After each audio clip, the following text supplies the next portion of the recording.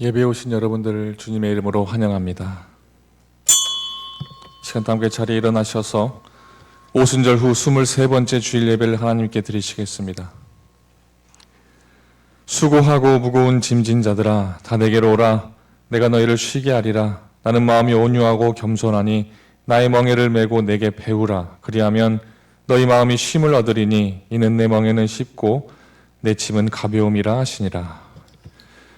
예수님의 보혈로 모든 죄를 씻어주시고 부족한 저희들을 자녀로 삼아주신 하나님, 그 사랑에 감사를 드립니다. 오직 주님만이 우리의 힘이시고 능력이시고 구원의 뿌리 되신 것을 고백하며 이 주일 예배를 드립니다. 예배하는 이 시간 성령의 감화를 받아 이전보다 더욱 깊이 하나님만을 사랑하기를 원합니다. 일심으로 주님의 발자취를 따르고 예수 그리스도의 온전한 성품을 닮아가게 하여 주옵소서.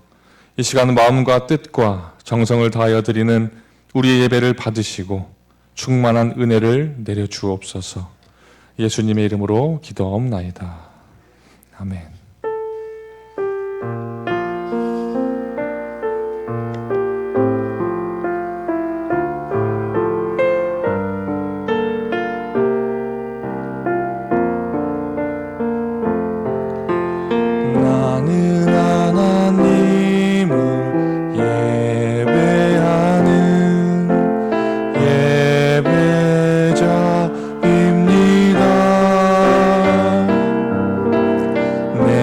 서 있는 곳 어디서나 하나님을 예배합니다. 내 영혼 거룩한 은혜를 향하여 내 마음 완전한 하나님 향하여 이곳에서 바로 이 시간 하나님을 예배합니다. 자리에 앉으셔서 참회 기도를 드리시겠습니다. 자비의 하나님, 주님께서 우리에게 베풀어 주신 은혜가 너무나 크고 많음을 저희들 알고 있습니다. 십자가의 보혈로 우리를 구원하셨고 날마다 영생의 길로 인도하여 주셨으며 부족한 우리에게 직분을 주셔서 주님을 섬기게 하였습니다. 하지만 저희들 그 은혜에 감사할 줄 몰랐음을 이 시간 고백합니다. 믿고 맡겨주신 직분을 제대로 감당하지 못하였고 삶의 자리에서도 게으르고 나태한 삶을 살다가 그저 이 자리에 나왔습니다. 다시 범죄하지 않겠노라 결심하며 회개하지만 세상으로 나가면 죄의 유혹 앞에 또다시 허무하게 무너짐은 저희들의 모습을 보게 됩니다.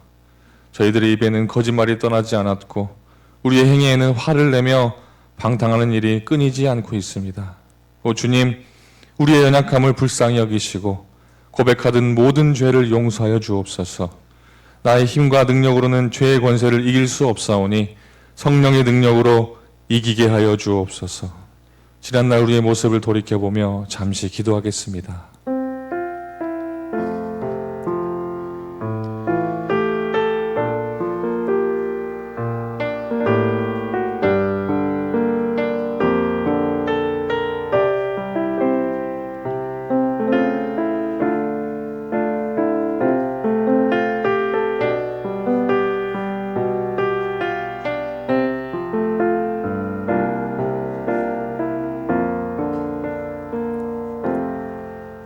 사죄와 새 생명의 기쁜 소식을 들으십시오. 자기의 죄를 숨기는 자는 형통하지 못하나 죄를 자복하고 버리는 자는 불쌍히 여김을 받으리라. 이제 이 말씀을 따라 사죄와 생명의 은총이 여러분에게 성령을 통하여 임하였음을 선언합니다. 아멘. 사도신경으로 신앙 고백하겠습니다. 나는 전능하신 아버지 하나님 천지의 창조주를 믿습니다. 나는 그의 유일하신 아들 우리 주 예수 그리스도를 믿습니다. 그는 성령으로 잉태되어 동정녀 마리에게서 나시고 본디오 빌라도에게 고난을 받아 십자가에 못 박혀 죽으시고 장사된 지 사흘 만에 죽은 자 가운데서 다시 살아나셨으며 하늘에 오르시어 전능하신 아버지 하나님 우편에 앉아 계시다가 거기로부터 살아있는 자와 죽은 자를 심판하러 오십니다. 나는 성령을 믿으며 거룩한 공교회와 성도의 교제와 죄를 용서받는 것과 몸의 부활과 영생을 믿습니다. 아멘. 찬송가 292장 1절 4절 찬양하도록 하겠습니다.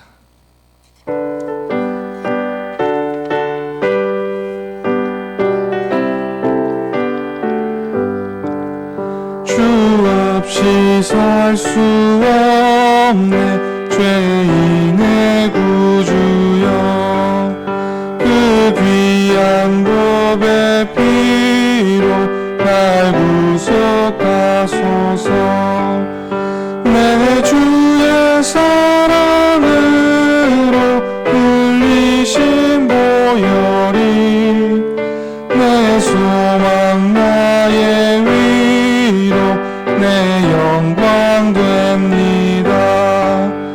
주 없이 살 수 없네 세월이 흐르고 이 깊은 고독 속에 내 생명 끝나도 사나운 풍랑일 때 날 지켜주시니 내 곁에 계신 주님 늘 힘이 됩니다. 아멘.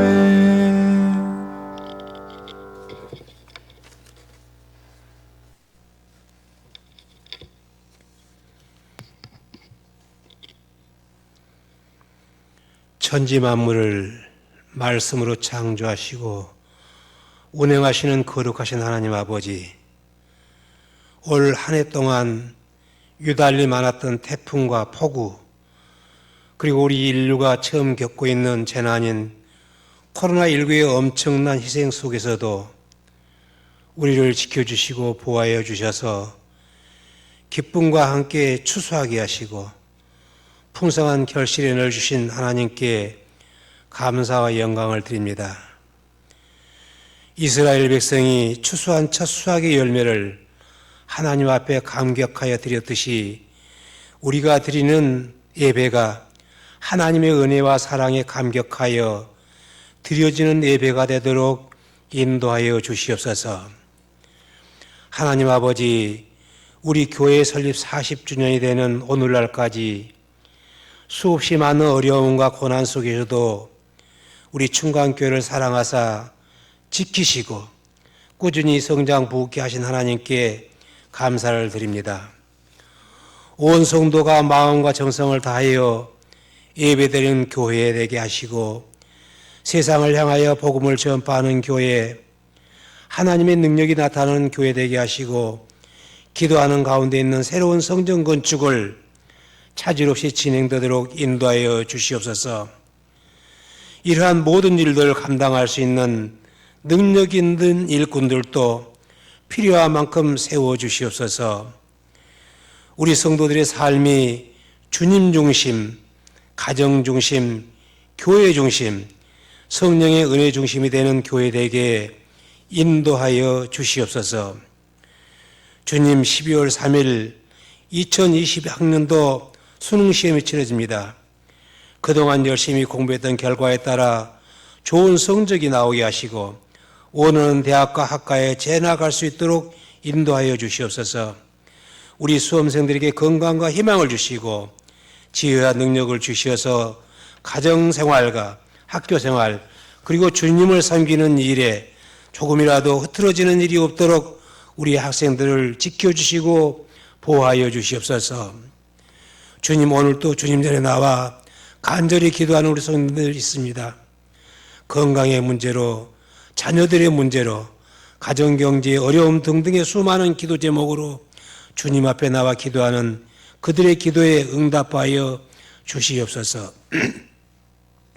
사망의 음침한 골짜기에서도 주님께서 우리와 함께 하심으로 해를 두려워하지 않는다고 고백했던 다윗처럼 우리가 어떠한 어려움과 힘든 환경 속에서도 주님이 우리와 함께 하심과 응답하심에 확신을 갖고 기도하는 우리 성도님들에게 인도하여 주시옵소서. 1년이 가깝도록 지속되어 온 코로나19도 이제 우리에게 물러가게 하옵시고 예배가 완전히 회복되게 인도하여 주시옵소서. 코로나19로 인한 전염병 예방과 치료에 고군분투했던 의료진과 정부와 지자체 담당자 모두에게 위로하여 주시고 은혜 내려 주시옵소서.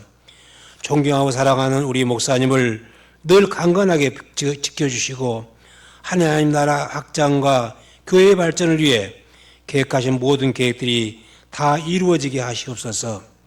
이 시간 주님의 귀한 말씀을 가지고 단위에 서실 때 성령의 능력으로 붙들어 주시어 전하시는 그 말씀이 능력의 말씀이 되게 하시어서 우리 모든 성도들이 충만한 은혜를 깨닫게 하시고 선포되는 말씀을 따라 승리하는 삶을 살아가는 저희들 되게 인도하여 주시옵소서. 사모님과 자녀들에게도 평안과 건강과 화평의 은혜를 내어 주시고 목사님을 돕는 부목사님과 가정 위에도 동일한 은혜를 축복 주시옵소서. 코로나19의 상황 속에서도 예배를 돕는 손길들 위해 축복하여 주시기를 원하오며 이 모든 말씀 우리 주 예수님의 이름으로 감사하며 기도드리옵나이다. 아멘.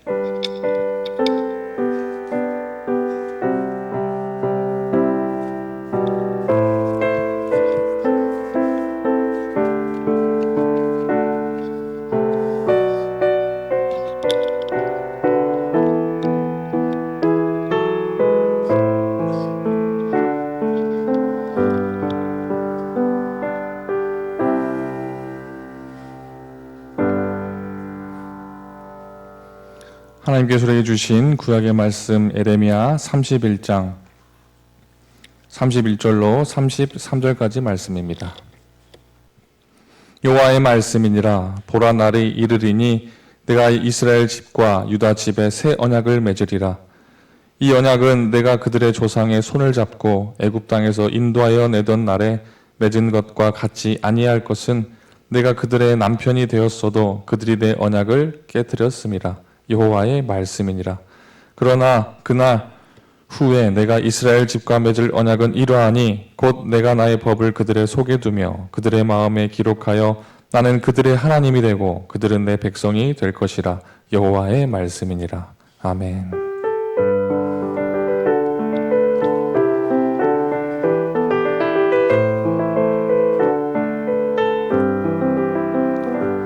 시작의 말씀 갈라디아서 6장 6절로 10절 말씀입니다. 가르침을 받는 자는 말씀을 가르치는 자와 모든 좋은 것을 함께 하라. 스스로 속이지 말라. 하나님은 업신여김을 받지 아니하시나니 사람이 무엇으로 심든지 그대로 거두리라. 자기의 육체를 위하여 심는 자는 육체로부터 썩어질 것을 거두고 성령을 위하여 심는 자는 성령으로부터 영생을 거두리라. 우리가 선을 행하되 낙심하지 말지니 포기하지 아니하면 때가 이름에 거두리라. 그러므로 우리는 기회 있는 대로 모든 이에게 착한 일을 하되 더욱 믿음의 가정들에게 할지니라. 아멘. 이는 거룩하신 우리 하나님의 말씀입니다.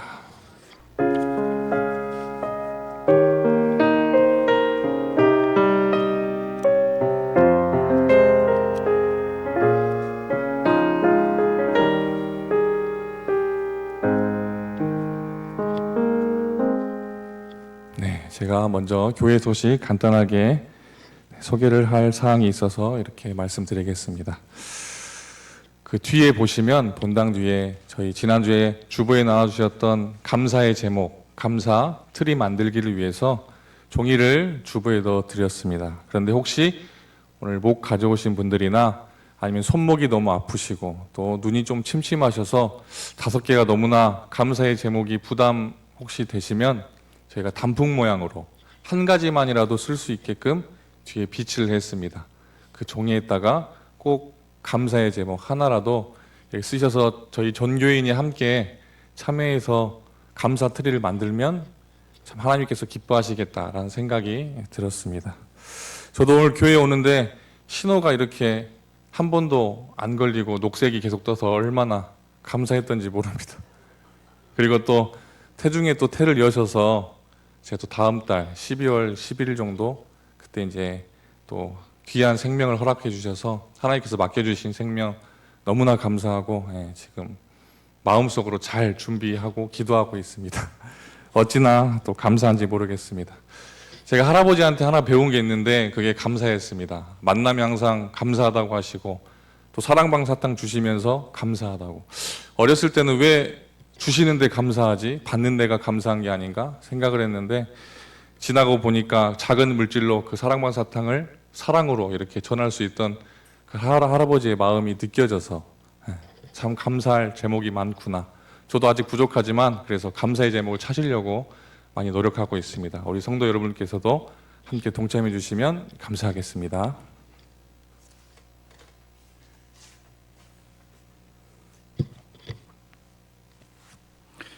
예, 제가 우리 과 목사님께 그랬는데요. 애 낳는 순간부터 복합적 행복이 찾아 들어오니까 행복하면서도 빛이 있으면 그림자가 있는 것처럼 앞으로 한 달 동안 더 열심히 감사하고 행복을 누리라고 그렇게 했습니다. 우리 좌우로 한번 인사하시겠습니다. 행복하십시오. 행복해야 될 이유가 단순히 이 세상에서 얻을 수 있는 것으로 다른 사람과 비교해서 내가 좀 더 돋보인다는 그 한 가지 기준으로 우리들이 감사한다면 우리 인생은 세상이 정해준 대로 살아가는 인생이 될 겁니다. 우리는 세상이 우리 행복을 규정짓는 존재가 아니고 하나님이 우리로 하여금 하나님의 백성이 되게 해주신 그 하나님의 은총을 힘입어서 하나님의 말씀의 기준으로 상황을 초월해서 항상 기뻐하고 쉬지 말고 기도하고 다 같이 따라서 하시겠습니다. 모든 일에 감사하자. 모든 순간 속에서 감사하자. 예, 그렇게 정해놓고 감사하면 처음에 이해가 안 된 일도 받아들이게 되고 하나님의 섭리의 관점에서 놀라운 진주가 탄생되는 그 비밀을 터득하게 될 줄로 믿습니다. 성탄 추리 만들듯이 추수감사주일 트리를 만들고 있습니다. 오늘 한 분도 빠짐없이 한 가지 이상이라도 꼭 적어서 헌금함에 이렇게 제출해 주시면 감사하겠습니다. 다른 교회 소식 쭉 참조해 주시고 11월 목회 일정 중에 또 결혼식이 있고 또 대강절이 있고 또 돌아온 주일에는 추수감사주일로 저희들이 지키게 되는데 이때 저희들이 우리 정교인 성경 필사 이렇게 두꺼운 성경 필사 모두가 다 동참한 건 아니지만 성도님들이 많이 참여하셔서 이렇게 쓴 필사 성경을 봉헌하게 됩니다. 또 늘 해마다 쌀, 과일 등을 또 이렇게 봉헌하시는 성도님이 계시는데요. 역시 이번에도 미자립교회 어려운 곳으로 흘려보내도록 하겠습니다. 예, 오늘은 네 번째 하나님의 공동선 말씀입니다. 오늘 말씀의 제목은 감미로운 은총입니다. 한번 따라서 하시죠. 감미로운 은총. 화면을 보시면 좀 숫자가 좀 나올 텐데요. 그 숫자가 무엇을 의미하는지 한번 생각을 해보시면 좋겠습니다. 화면 띄워주십시오. 50.5%. 이게 과연 뭘까요? 그리고 이어서 또 하나의 숫자가 나옵니다. 47.7%. 예, 50.5%에서 47.7%를 빼면 얼마가 될까요? 제가 그냥 다 계산해 왔습니다. 2.8%. 여기까지 왔으니까 좀 이게 무슨 내용을 가리키는지 혹시 짐작가시는 분이 한두 분이라도 계셔야 되는데, 예, 이 수치가 바로 이번 미국 대선의 결과입니다. 이번 미국 대선에서 미국 국민의 50.5%가 바이든 후보에게 투표를 했고 47.7%가 트럼프 현 대통령에게 투표를 했습니다. 그 차이가 불과 2.8%에 불과합니다. 어떻게 생긴 분인지 한번 사진 좀 보여주세요. 예. 바이든 후보 그리고 트럼프 후보의 아주 치열한 아주 정치적 대결이었을 뿐만 아니라 진보와 보수의 대결이기도 했습니다. 아주 근소한 차이지만 이번 미국 대선은 바이든의 승리로 끝났습니다. 2.8%라는 근소한 차이로 바이든이 트럼프를 이겼습니다. 그래서 선거 후폭풍이 지금 만만치 않은 것 같습니다. 이번 미국 대선 결과는 미국 국민의 절반이 각각 서로 다른 쪽을 바라보고 있다는 결과가 나왔습니다. 이제 바이든은 자신에게 승리를 안겨준 55% 국민과 함께 트럼프를 지지했던 47.7% 국민들을 품고 사랑해야 할 것입니다. 아슬아슬하게 승패가 갈렸기 때문에 그 선거 이후에 여러 가지 후폭풍이 예상이 된다고 합니다. 하지만 그럼에도 불구하고 트럼프를 지지했던 47.7% 미국 국민들은 이번 선거 결과에 반드시 승복할 것이라고 저는 생각합니다. 왜냐하면 미국은 민주주의 국가이기 때문입니다. 왜냐하면 미국은 법치주의 국가이기 때문입니다. 인간은 참 신비한 존재입니다. 우리 인간의 안에는 이기심이 있습니다. 이왕이면 내가 지지했던 후보가 이기를 원하지 않습니까? 하지만 동시에 우리 사람의 마음 안에는 이기심뿐만 아니라 무엇도 있어요? 이타심이 있습니다. 억울하고 분하지만 선거 결과를 받아들이고 그래서 미국이 다시 통합이 되고 번영과 발전을 위해서 또 인류 번영을 위해서 기여하는 나라가 되기를 저는 소망하고 기도합니다. 그렇습니다. 인간은 불협화음이 일어나는 그 혼돈을 뚫고 결국 질서로 그 방향을 틀게 됩니다. 사람의 존재 안에 이기적 욕망만 있는 게 아니고 내 자신을 사랑하는 것만큼 내 이웃을 그 다음에 인류 공통 본질을 사랑하는 마음이 있기 때문에 그렇습니다. 성경의 주제는 하나님의 공동선이라고 말씀드렸습니다. 피조물들이 지금도 절규하고 탄식하는 것은 바로 이 하나님의 공동선이 회복되기를 절규하고 탄식한다고 말씀을 드렸습니다. 어린아이가 배가 고파서 우는 것은 밥을 달라고 하는 것입니다. 그리고 운다는 것, 배가 고파서 운다는 것은 어딘가에 음식이 있다는 것을 의미합니다. 우리가 왜 힘들고 어려운 과정을 돌파해서 이기적인 욕망을 뛰어넘어 이타심으로 나아갑니까? 우리도 알지 못하는 사이에 하나님의 공동선이라는 큰 그림과 비전을 갈망하는 존재로 지음받았기 때문입니다. 성경은 우리 그리스도인들이 의인이라고 말하면서 동시에 죄인이라고 말합니다. 예수를 믿고 거듭난 존재지만 우리 역시 우리 안에는 이타적 마음만 있는 게 아니고 이기적 마음도 있습니다. 그래서 우리는 죄인이면서 의인이고 의인이면서 죄인인 것입니다. 그래서 하나님은 우리에게 율법이라는 선물을 허락해 주셨습니다. 하나님의 공동선이라는 그 방향을 잘 찾아갈 수 있도록 하나님 우리에게 주신 게 바로 율법이라는 선물입니다. 율법이라는 이 단어의 원뜻은 방향을 가리킵니다. 신적인 방향, 이게 율법의 원래의 의미입니다. 표지판과도 같은 것입니다. 이쪽으로 가면 하나님의 공동선이라는 하나님의 나라를 향해서 갈 수 있다. 나도 살지만 우리와 함께 형제들이 살 수 있는 길로 인도해 준다는 말씀입니다. 종교개혁자 깔뱅 선생은 하나님이 우리에게 주신 율법은 세 가지 용도, 세 가지 기능이 있다고 말을 합니다. 율법의 첫 번째 용도는 거울입니다. 여러분, 우리가 거울을 봐야지만 뭐가 묻었는지 안 묻었는지를 알 수 있는 것 아닙니까? 마찬가지로 우리 인간이 이기적 존재라는 사실을 자기 스스로 성찰해서 깨달을 수 있는 사람이 있을까요? 없습니다. 하나님의 말씀이라는 거울을 통해서 우리의 연약한 부분이, 우리의 그늘질 부분을 우리가 들여다볼 수가 있습니다. 두 번째 율법의 용도는 회초리 기능이 있습니다. 우리가 이기적 욕망으로 치달으려고 할 때 이 율법이 억제해주는 기능을 합니다. 성경을 읽어보면 하나님의 뜻대로 오늘 신약의 본문에도 성령을 위하여 심는 자는 성령의 열매를 거두게 될 것이고 자기 육체 이기적 영광을 위해 심는 자는 그와 같은 삶을 사는 자에게 주어지는 열매를 맺게 된다고 말씀하셨습니다. 죽어서 맺는 열매가 아니고 이 열매는 우리가 이 땅에 사는 동안에 맛보게 되는 열매입니다. 이걸 다른 말로 하면 하나님의 심판입니다.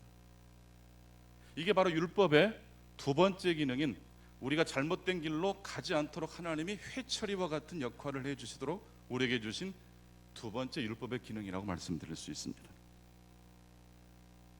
그리고 율법에는 마지막 세 번째로 정말 하나님의 그 나라와 의를 향해서 우리를 인도하고 안내해주는 세 번째 용도가 있습니다. 잘못하면 큰일 나, 잘못하면 하나님의 벌을 받는데 이런 정도의 기능이 아니라 그런 부정적 기능을 넘어서서 이러이러한 방향으로 살아가고 순종하면 하나님의 복을 받는데 하나님의 나라와 의를 향해서 우리들이 나아갈 수 있는 거래. 율법의 세 번째 기능은 바로 하나님의 나라로 하나님의 공동선으로 우리를 인도하는 기능이 있습니다. 보통 공동선을 공익적인 것과 오해할 수가 있는데 공익적인 것과 공공선은 전혀 다릅니다. 공익을 위해서 뭔가 약한 사람, 소외된 사람들이 희생을 당할 수도 있는데 공공선이란 전체를 다 화목하게 할 뿐만 아니라 한 사람 한 사람의 개인의 행복도 놓치지 않는 것이 바로 공동선입니다. 율법은 거울과 회초리와 안내의 역할이 있습니다. 첫 번째로 조금 더 들여다보겠습니다. 율법의 기능 중에 거울과 같은 기능은 나의 형편과 내 모습 그대로를 비추어지는 기능입니다. 예레미야 17장 9절 말씀을 한번 같이 화면을 보시면서 함께 봉독해 보겠습니다. 예레미야 17장 9절입니다. 시작. 만물보다 거짓되고 심히 부패한 것은 마음이라. 누가 능히 이를 알리오마는. 만물보다 거짓되고 심히 부패한 것은 사람의 마음이라고 그랬어요. 근데 이것을 알아요, 몰라요? 몰라요. 그래서 율법을 통해서 하나님 말씀을 통해서 내가 내 마음이 부패했다는 사실을 비로소 알게 됩니다. 두 번째로 율법은 억제하는 기능이 있습니다. 잘못된 길로, 잘못된 방향으로 우리 인생을 가지 않도록 억제해주는, 회초리를 통해서 바른 길로 인도해주는 기능이 있습니다. 그리고 세 번째로 율법은 하나님께서 그토록 원하시고 우리 영혼도 그토록 갈망했던 하나님의 공동선으로 인도해 주시는 기능이 있습니다. 그것을 오늘 구약의 본문 에레미야 31장 33절은 이렇게 말합니다. 율법의 세 번째 기능 같이 보십니다. 시작. 그러나 그날 후에 내가 이스라엘 집과 맺을 언약은 이러하니 곧 내가 나의 법을 그들의 속에 두며 그들의 마음에 기록하여 나는 그들의 하나님이 되고 그들은 나의 백성이 될 것이라 여호와의 말씀이니라. 여호와의 율법이 원래 십계명 그 두 돌판에 기록이 되었고 양피지 종이에 이제 옮겨 적어지지 않습니까? 그랬던 그 하나님의 언약 율법의 말씀이 결국 이스라엘 백성들의 역사를 보면 그 언약 관계가 유지되었나요? 깨뜨려졌나요? 네. 이스라엘 백성들이 불순종함으로 그 언약 관계가 깨뜨려졌어요. 그래서 하나님께서 이제는 새 언약을, 어떤 언약을요? 새 언약을 준비하셨어요. 새 언약이라는 것은 전혀 새롭다는 뜻입니다. 율법의 첫 번째, 두 번째 기능만으로는 이스라엘 백성들이 하나님의 나라를 향해서 전진할 수 없다는 것을 알게 된 구약의 스토리를 우리가 다 알고 있지 않습니까? 그래서 하나님께서 새 언약을, 그래서 이 새 언약을 달리 번역하면 신약입니다. 신약. 구약 안에 이미 신약 성경이 있는 겁니다. 새 언약을 준비하셨어요. 이번에는 돌판에 종이에 기록하지 않고 어디에 기록합니까? 이 하나님의 율법을 우리 마음에 기록하셔요. 우리 속에 기록하셔요. 이 말씀 뭐냐면 이제 누군가 시켜서 누군가의 눈치를 보고 하나님의 말씀을 순종하는 게 아니고 자발적으로 내 마음에서 우러나서 하나님의 말씀을 순종하게 된다는 이야기입니다. 연애를 억지로 하는 사람 보셨어요? 여러분, 사랑하는 사람들끼리는요, 아무리 서로가 숨기려고 해도 티가 나든가요, 안 나든가요? 티가 나요. 여러분, 마음이 움직인 사람들의 만남은요, 티가 날 수밖에 없어요. 율법의 세 번째 기능인 새 언약으로 하나님께서 우리의 삶을 인도하실 때에 그것을 통해서 거듭난 신자는요, 인생의 삶의 방향이 하나님의 나라로 가는 것이 즐거울까요? 내 욕심과 이기적인 욕망을 채우려 할 때 행복할까요? 네, 우리가 어쩔 수 없이 미끄러질 때도 있지만 사실 언제 우리가 가장 행복하던가요? 하나님 말씀에 순종했을 때 아닙니까? 이웃을 내 몸처럼 사랑했을 때, 어렵고 힘든 사람들을 구제했을 때, 누군가를 위해서 내가 마음을 쏟고 기도했을 때, 그때 여러분 행복하지 않으십니까? 왜냐하면 바로 그것에 하나님의 공동선, 하나님의 나라가 있기 때문입니다. 아담과 하와가 타락하기 전에 하나님께서 바로 그 율법을 선물로 주셨습니다. 아담과 하와가 타락하기 전에 하나님으로부터 받았던 율법은 족쇄가 아니라 하나님과의 관계를 돈독하게 해주는 선물과도 같은 기능이었어요. 여러분, 두 친구가 만나서 테니스를 칩니다. 또 골프를 칩니다. 탁구를 칩니다. 당구를 칩니다. 이것은 선수들끼리 시합이 아니기 때문에 우정을 돈독해 하기 위한 게임에 불과합니다. 근데 이 서로 친한 친구들끼리 만나서 게임을 할 때 중요한 것을 먼저 전제해야 합니다. 그것은 두 사람 다 무엇을 인정하고 받아들여야 된다는 것입니까? 게임의 규칙을 존중하고 지켜야 합니다. 내가 심판이 돼가지고 이것은 아니야, 이것은 파울이야, 이것은 내가 볼 때 아니야, 점수 이거 안 나야 돼, 이렇게 해버리면 그 게임은 망가져버리고 맙니다. 아무리 친한 친구 사이일지라도 탁구를 칠 때 그 게임의 룰을 잘 존중하고 지킬 때 그 우정이 돈독해질 수 있는 것이죠. 게임을 하는 만큼, 그 시간을 보낸 만큼 그 관계가 친밀해집니다. 그런데 여러분, 게임의 규칙을 지키는 것보다 더 중요한 전제가 있습니다. 두 사람이 만나서 테니스를 치는 목적은 테니스의 규칙을 지키기 위함일까요? 테니스를 통해서 그 친구와 오랜만에 우정을 풍성하게, 그 관계를 더 돈독해 하기 위함일까요? 후자죠. 저희 그 친구들 동기 모임에서 가끔씩 촉구를 하거든요. 두 팀으로 나눠서 뭐 이긴 팀이 있고 진 팀이 있을 수밖에 없는데, 뭐 금메달도 없고 은메달도 없어요. 밥 먹고 나서 체력 단련을 위해서 1시간 정도 교제하는데 인원수가 부족해서 제 친구 목사 아들이 멤버로 들어왔어요. 근데 경기가 과열되니까요, 이기고 싶은 마음이 막 올라와요. 보니까 항상 제가 운동을 잘 못해서 제가 구멍인데 그날따라 하나님이 컨디션을 회복시켜 주셔가지고 그냥 잘 들어가요. 그러다 보니까 그 반대편에 진영에 있던 제 친구가 얼굴이 막 안 좋아져요. 그리고는 아들이 실수를 했는데, 같은 편에 들어온 아들이 실수를 했는데 순간 아버지가 아닌 줄 알았어요. 얼마나 그 아들을 화내든지. 그래서 제가 씩 웃으면서, 야, 아들 잡겄다. 그냥 침묵을 위해서 하는 경기인데도 이게 게임이라는 것이 그래요. 몰두를 하다 보면 이기고 싶은 거예요. 승부욕이 막 올라오는 것이죠. 그래서 게임의 규칙이 분명히 중요한 것이고, 두 번째는 게임의 규칙보다 더 중요한 게 뭐죠? 왜 이것을 하려고 하는지 목적을 알고 있어야 돼요. 무엇보다도 게임과 서커스를 구분할 수 있어야 됩니다. 공을 치는 족족 다 상대방 구석으로 들어가서 한 점도 내주지 않고 다 이겼다고 해보십시오. 볼링을 쳤는데 칠 때마다 다 스트라이크 돼가고 만점을 계속 칠 때마다 낸다면, 여러분, 그게 한두 번은 박수칠 일이지만요, 그 사람이 뜰 때마다 그 가게 주인께서는 어떤 마음이 드시겠어요?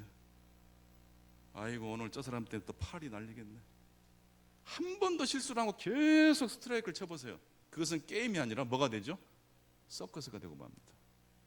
왜 우리들이 게임을 합니까? 인간은 공을 집어넣으려고 하는데 이게 잘 안 들어가기 때문에 그때부터 재미있는 거예요. 인간은 한계를 가진 존재라는 것을 게임을 통해서 경험할 수 있기 때문에 게임이 재밌는 거죠. 여러분, 주무실 때 양복 정장을 입고 주무시는 분 계십니까? 다 잠옷으로, 편안한 옷으로 갈아입잖아요.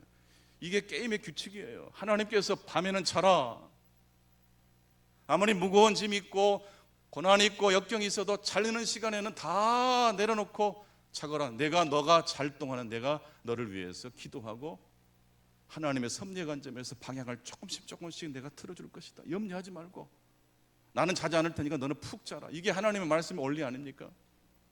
그렇게 되실 수 있기를 축원합니다. 에덴 동산에 아담과 하와에게 하나님께서 주신 선악을 알게 하는 열매를 먹지 말라고 하는 이 규칙은 네가 네 마음대로 이 에덴 동산을 정하지 말아라라는 의미예요. 네가 만약 규칙을 어기면 네 아내 하와도 어기게 될 것이고, 그러면 에덴 생활은 엉클어지고 말 것이다. 여러분, 아담과 하와가 하나님의 주신 규칙을 지켰을 때 답답했을까요? 오히려 행복했을까요? 그건 행복이었어요. 우리는 이기적인 욕망이 여전히 있고 동시에 이타적인 마음이 있습니다. 그래서 우리에게는 무엇이 필요합니까? 율법이 필요합니다. 내가 누구인지를 알아야 되고, 하나님께서 이 하나님 말씀을 통해서 우리가 엇나가려고 할 때 억제시켜 주시는 율법이 필요합니다. 그런데 말입니다, 이런 율법의 첫 번째, 두 번째 기능은 예수를 안 믿는 사람에게도 하나님이 일반 은총으로 주어 주셨어요. 그게 바로 윤리도덕 자연법이고 도덕법이에요. 그러나 여러분, 이 세상에 일반 은총을 가지고 신실하게 살아가는 사람이 있다고 하십시다. 그런 사람들이요, 때때로 우리 그리스도인보다 인격적으로 훌륭하게 보이는 사람도 있어요. 하지만 율법의 첫 번째, 두 번째 용도만으로는 사람이 충만하게 하나님의 자녀다움을 회복하여 하나님의 영광을 위하여 풍성하게 살아갈 수 있겠습니까? 불가능합니다. 그래서 하나님께서 우리에게 주신 게 바로 율법의 세 번째 용도인 새 언약입니다. 성령이 우리 안에 들어와 하나님의 말씀을 새겨 주십니다. 율법은 딱 한 가지입니다. 하나님만을 사랑해라. 하나님을 사랑한 것처럼 내 이웃을 사랑해라. 이게 율법이에요. 하나님을 영화롭게 하라. 하나님을 영광 돌리는 삶을 살아라. 이게 율법의 기능이에요. 그런데 이것이 억지로 그렇게 하려고 해보십시오. 그건 안 됩니다. 그런데 어느 날 성령이 우리 마음에 부어지고 나도 모르게 하나님의 말씀을 향해 살고 싶은 갈증과 갈망이 막 일어날 때가 있어요. 어떻게 이런 일이 가능할까요? 어떻게 우리가 내 의지와 내 노력이 아닌 성령의 역사로 하나님을 기쁘시게 하는 삶을 살 수 있을까요? 사람이 언제 새로운 존재로 이기적 욕망이 아닌 하나님의 나라를 향해서 살고 싶은 존재로 변화되는지 아십니까? 여러분, 벌칙금을 받고 난 다음에 인정이 되시든가요? 막 화가 나시든가요?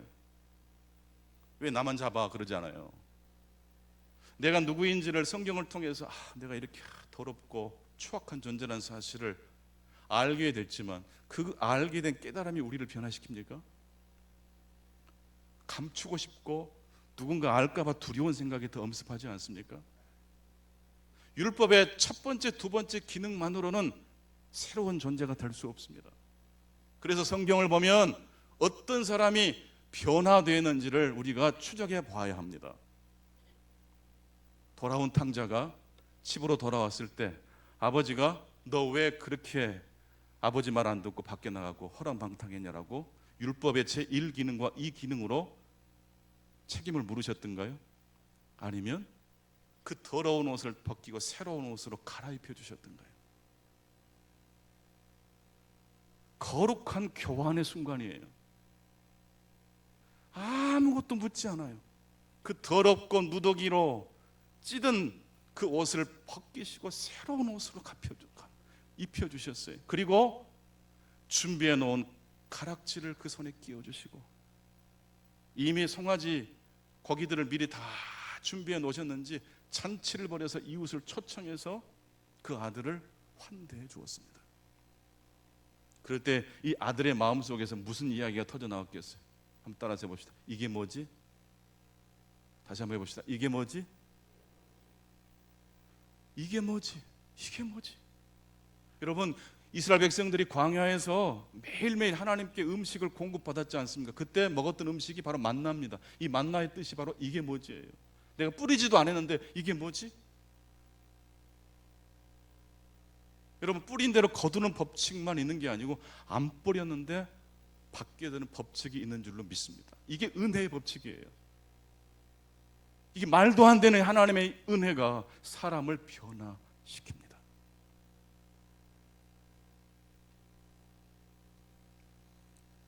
예수님을 만나러 온 삭개오에게 예수님은 회개하고 너의 재산을 지금까지 괴롭혔던 사람들에게 변상해 주라고 말하지 않으셨습니다. 내가 오늘 밤 너희 집에 유하러 가겠다.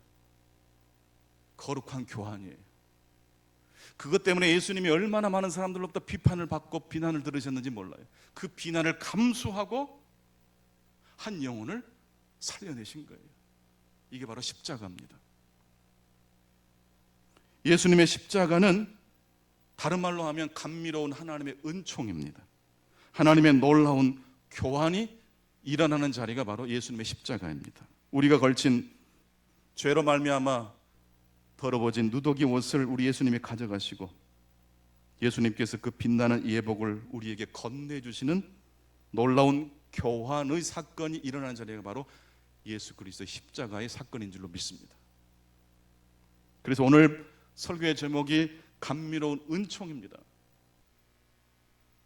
내가 누구인지를 성찬하고 율법의 억제 기능을 통해서 더 이기적이지 않은 존재로 될 수는 있겠으나 사람이 새 언약을 통해서만이 그의 존재가 변화된다는 사실을 우리가 간과해서는 안 될 것입니다. 그래서 에스겔 47장 9절 말씀을 보게 되면 이 강물이 이르는 곳마다 번성하는 모든 생물이 살고 또 고기가 심이 많으니 이 물이 흘러 들어가므로 바닷물이 어떻게 됩니까?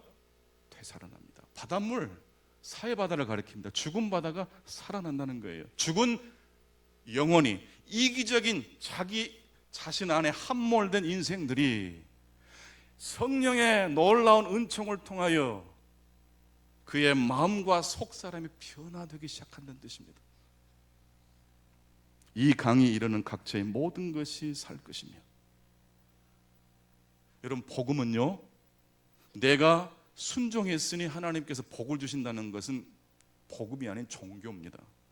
복음이란 하나님이 나를 위해서 독생자 예수 그리스도를 보내시고 그분이 우리를 대신하여 십자가에 달려 죽으심으로 나의 죄의 누더기를 벗겨주시고 새로운 의의 옷을 입혀주신 것이 바로 복음입니다. 그래서 우리는 무율법주의자가 아니라 이제 하나님 말씀을 자발적으로 감격해서 지키고 싶은 존재로 변화된 줄로 믿습니다. 갈라디아서 6장 8절입니다. 자기의 육체를 위하여 심는 자는 육체로부터 썩어질 것을 거두지만 성령을 위하여 심는 자는 성령으로부터 영생을 거두게 될 것입니다. 여러분, 성령님을 사모하실 수 있기를 바랍니다. 너무 깊이 생각하지 마시고 때로는 하나님 말씀 읽고 듣고 찬송 부르고 기도하시기 바랍니다. 여러분의 힘으로 돌파해내는 것은 율법주의가 됩니다. 하나님의 성령의 도우심으로 여러분의 죄를 뛰어넘을 수 있게 하시는 성령의 역사를 향하여 여러분의 마음과 영혼을 활짝 여실 수 있기를 바랍니다. 그런데 말합니다, 이 하나님의 복음은 우리를 이렇게 변화시키는 것이면서 동시에 우리를 당혹하게 하는 것입니다. 왜냐하면 인간의 본성이 이 하나님의 복음을 거절하고 싶은 그러한 본성이 있기 때문에 그렇습니다. 여러분 에레미야 17장 9절 말씀 아까 읽었는데 만물보다 심히 부패한 것이 사람의 마음이라고 그랬어요. 이게 그냥 읽고 쓱 지나가기에는 너무 과격한 말씀 아닙니까? 나 자신을 연약한 존재라고 생각하는 사람이 이 말씀을 맞아요 라고 하겠지만 1계명 율법의 첫 번째, 두 번째 용도로 사회적으로도 아주 평판이 좋고 도덕적으로도 신실하게 사는 사람이 이런 구절과 말씀을 받는다면 굉장히 거부 반응을 일으키지 않겠습니까? 내가 이래봬도 이런 사람인데 나는 저 사람과 비하면 훨씬 격이 높은 사람인데 하지 않겠습니까? 근데 예수님은, 하나님의 복음은 어떤 사람에게는 조금 더 강도가 강하게 복음을 적용하시거나 어떤 사람에게는 워낙 인격이 탁월하니까 순화된 복음으로 적용하신다는 말씀이 있습니까? 없습니까? 없어요. 누구든지 하나님 앞에서는 의로울 수 있는 자가 없다고 선포하고 있습니다. 어찌 보면 우리는 율법의 제1, 2 용도에만 만족하거나 거기에만 집착하려는 마음이 있습니다. 여러분, 여러분의 삶이 하나님이 이끄시는 대로 가실 수 있기를 바랍니다. 그러려면 율법의 세 번째 기능인 예수 그리스도 십자가를 통해서 우리 마음에 부어지시는 성령의 역사에 민감하실 수 있기를 바랍니다. 좋은 일이 있을 때는 휘파람 불지만요, 어떤 일이 약간 좀 이렇게 삐그덕삐그덕거리면 우리의 삶이 우울해지는 것 아닙니까? 사실은 뭐 금수저, 흙수저 이런 이야기 있지만 저는 개인적으로 볼 때 모든 사람이 다 흙수저라고 생각해요. 창세기 읽어보십시오. 흙으로 왔으니, 흙에서 왔으니 흙으로 돌아간다 그러잖아요. 다 흙수저예요. 그래서 여러분, 이렇게 가을이 늦가을이 되고 겨울이 다가오면 단풍도 좋지만 어떤 마음이 살짝 들어오던가요? 쓸쓸해요. 노래도 막 슬픈 노래가 많이 들어오고 막 10월의 마지막 밤, 그리고 막 눈물이 나고 어쩔 때는요 막 센치멘탈해지고 그래요.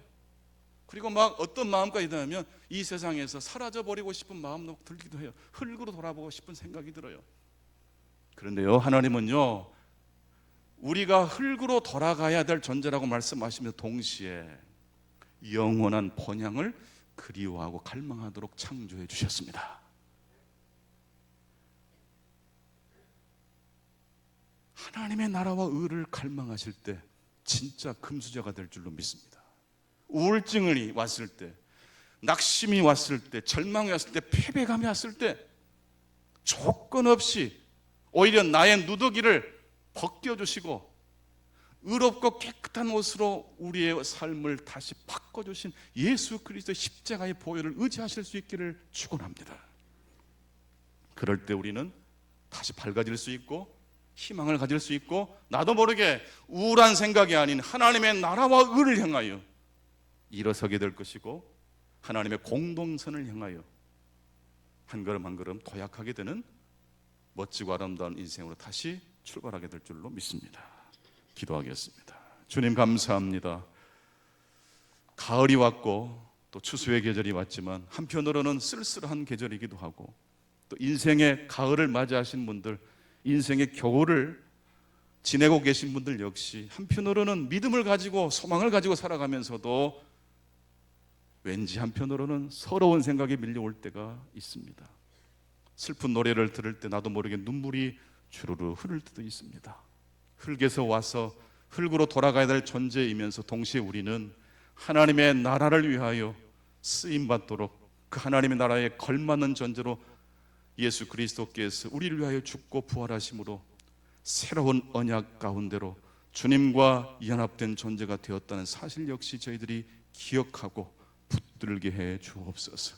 본능적으로 나도 모르게 내 입에서 내 삶에서 찬송이 터져나오게 도와주시옵시고 말씀을 더 깊이 사모할 수 있는 하나님의 귀한 종들을 다 되도록 인도해 주옵소서. 예수 그리스도 이름으로 기도하옵나이다.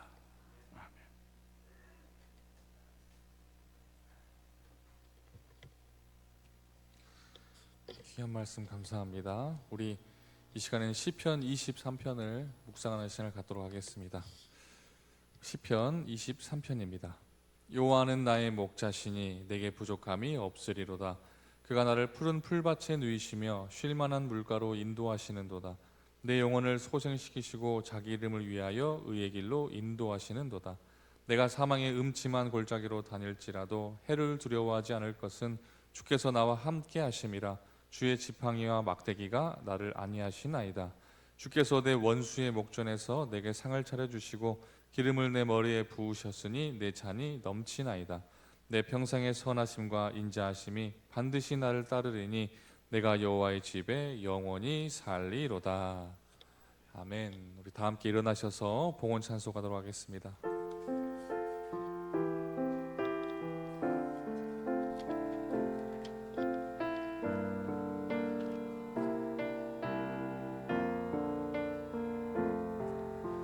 사랑의 나눔 있는 곳에 하나님께서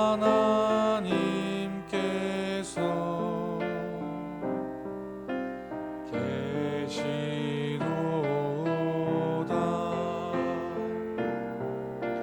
사랑의 나눔 있는 곳에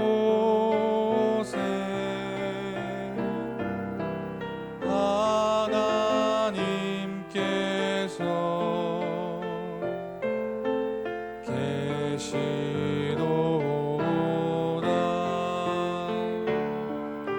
사랑의 나눔 있는 곳에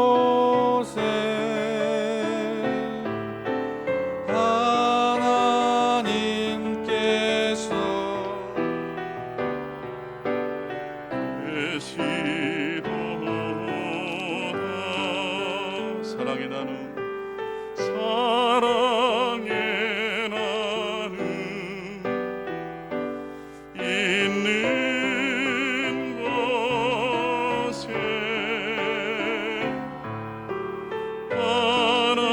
하나님께서 계시도다.